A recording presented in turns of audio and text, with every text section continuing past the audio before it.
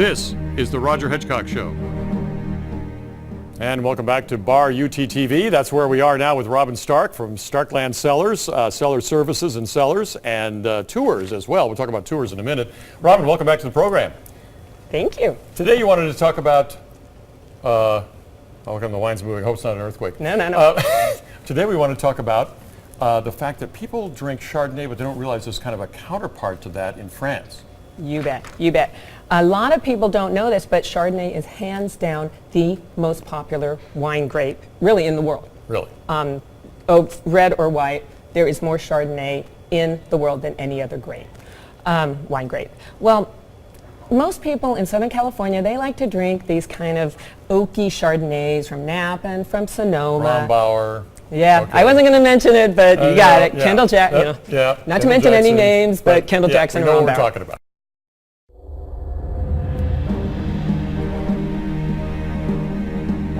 This is the Roger Hedgecock Show. And welcome back to Bar UTTV. That's where we are now with Robin Stark from Starkland Cellars, Cellar Services and Cellars, and tours as well. We'll talk about tours in a minute. Robin, welcome back to the program.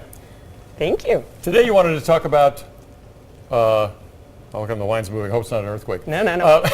Today we want to talk about the fact that people drink Chardonnay, but they don't realize there's kind of a counterpart to that in France. You bet, you bet.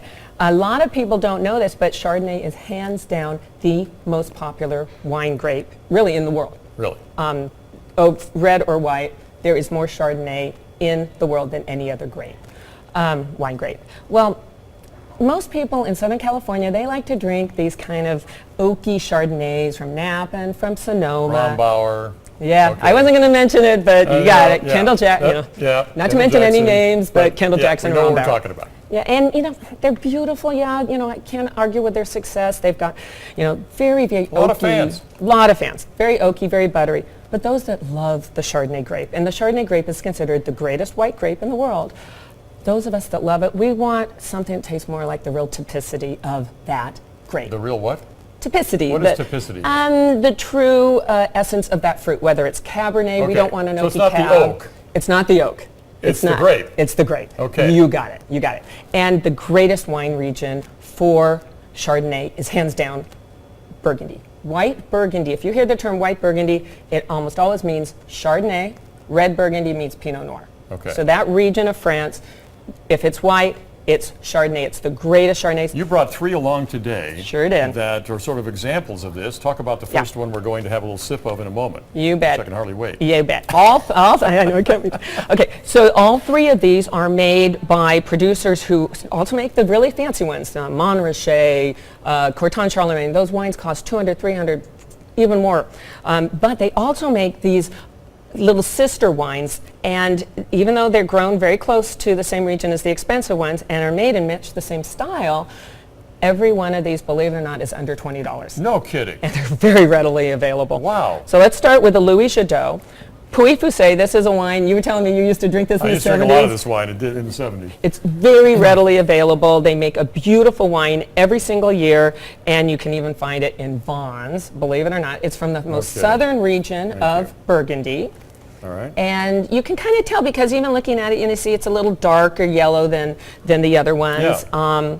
What a nice nose on that, though. Yeah. My goodness. And there's a little bit of oak. It's not like they don't use oak with these, but they call it a judicious use of oak. It's going to be a flashback for me now for the 70s. Oh, yeah. Here we go. Back to...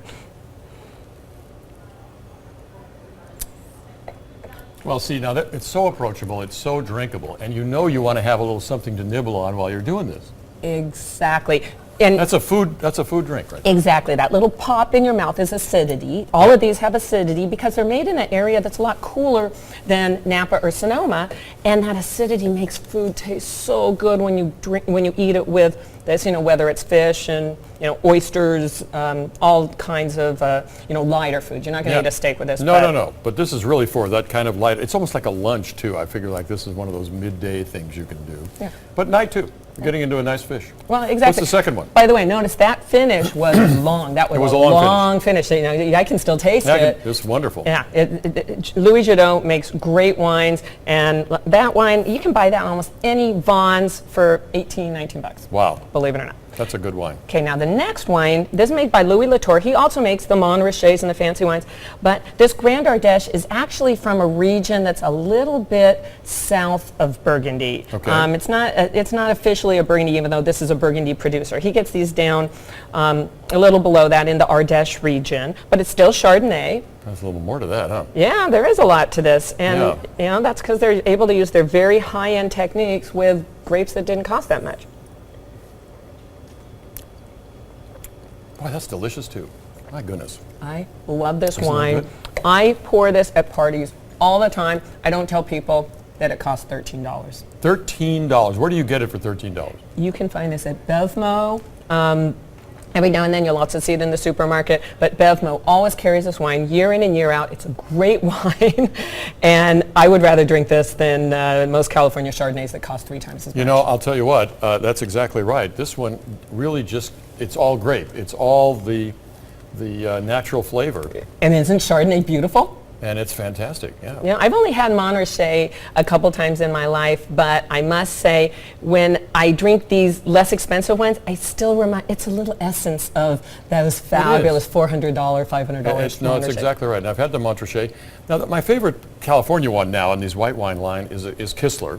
And they put out 2 or 3 of them. And again, they're pretty expensive, though. And so this is a really great alternative. Exactly. And Yeah. Kistler makes a beautiful, beautiful wine. And they also have that kind of acidity that you're getting Yeah. from these. Yes. Because it's a little cooler climate. They're They in make it much Sonoma. like this Burgundy style. Exactly. Yeah. Good luck in it for $13 though, huh? No, that's not going to happen. Now, William Febvre makes Chablis, and Chablis is the most northern area, where Pouilly-Fuissé and the Macon is the most southern area. Of Burgundy. Right, and if you notice, this is a lot lighter This is a color. lighter, yes. Oh yeah, this is a much cooler region. Chablis are known much more for being kind of a little steelier, lemonier. They definitely go a lot better with oysters than the other two, because it won't be as rich.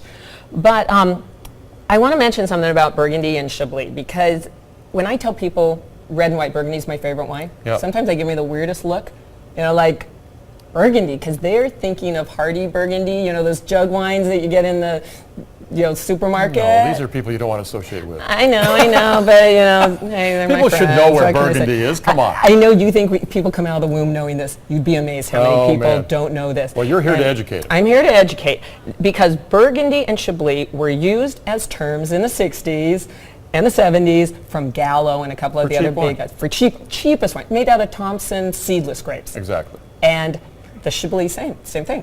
That's Yeah. made out of, you know, just a table grape. But the French, oh my God, they were so, I mean, that's like Hugo making a tiny little car and calling it a Ferrari. Yeah.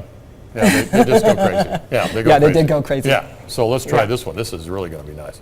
Oh yeah, William Febvre makes Yeah. beautiful Chablis. Wow. But you get it's a lot lemonier. Yeah. And it's little more minerally. I mean, if Yep. they say like licking wet rocks, or you know, that's you can almost taste the limestone. And how much soil. does that cost? That's a $17 bottle of wine. Amazing. And you can get it at, that's from Vintage Wines up in Okay. Miramar. They sell more Burgundy than any other wine store in San Diego. Wow. And yeah, these are kind of like entry levels, but every one of them's beautiful. Every one of them is perfect. A great wine to serve, as you say, with any kind of that kind of food. Let me get to the cycling part before we run out of Yeah, time, because yeah. I know you love to cycle through Europe to these Yeah. wine areas and explore and enjoy the whole experience of them. Where are you going next? Well, next in spring, we're going to be doing a tour through Corsica. Oh, boy. Because that was the first day of the Tour de France this year, and Yeah. they make beautiful wines. They make some beautiful white wines in the island of Corsica. But if you go on my website, you'll actually see pictures of us at the at Montrachet drinking wine and eating bread and cheese right there on the wall around the vineyard with our bikes off to the Having side. a lot of fun. Oh my God, it was Bicycling great. through. Now, you've been to Sicily, you've been through France a bunch of times. I've ridden through Rajasthan, down the coast of California. I've been to some pretty weird places.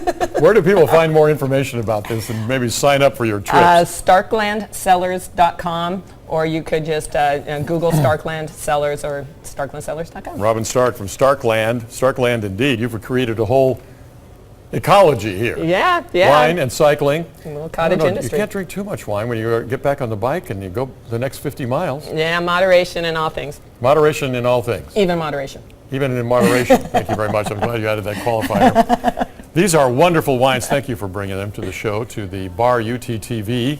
We're going to take a break while we consume the rest of the wine. And Robin, thanks very much for coming in. Thanks, Roger. Have a great weekend, everybody. We'll be back on Monday with a lot more that you don't get anywhere else. Thanks for joining us. Cheers. Cheers.